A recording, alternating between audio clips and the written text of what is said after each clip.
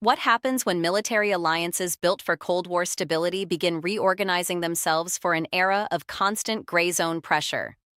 This week, NATO Secretary General Mark Rutte welcomed President Donald Trump's decision to send an additional 5,000 American troops to Poland, reinforcing NATO's eastern posture as security tensions continue rising across Europe's frontier region. But beneath the announcement lies a deeper transformation unfolding inside the architecture of European security itself.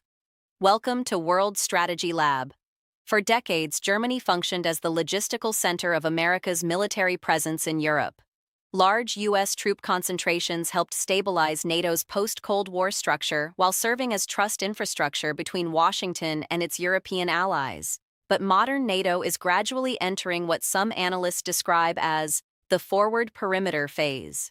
Military positioning is increasingly shifting closer to Europe's eastern frontier as alliance planners adapt to the strategic realities created by the Russia-Ukraine conflict. The additional deployment into Poland also reflects broader discussions surrounding the long-term restructuring of America's military footprint across Germany and NATO's eastern flank.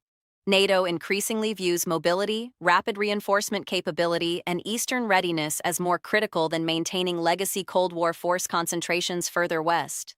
The deeper concern extends beyond conventional battlefield calculations alone.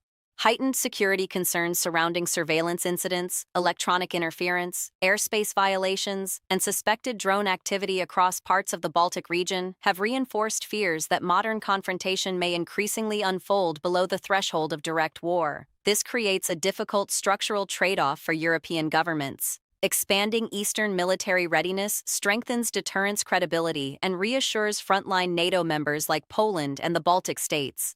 Yet sustaining larger forward deployments also increases financial pressure and political debate across societies already balancing inflation concerns, energy costs, and domestic spending priorities. This is what some observers now call the distributed shield doctrine. Instead of relying primarily on centralized Cold War-era force concentrations, NATO is increasingly adapting toward flexible forward-positioned networks designed for rapid response across multiple pressure points simultaneously. Military alliances built around stability rarely remain static during periods of geopolitical strain.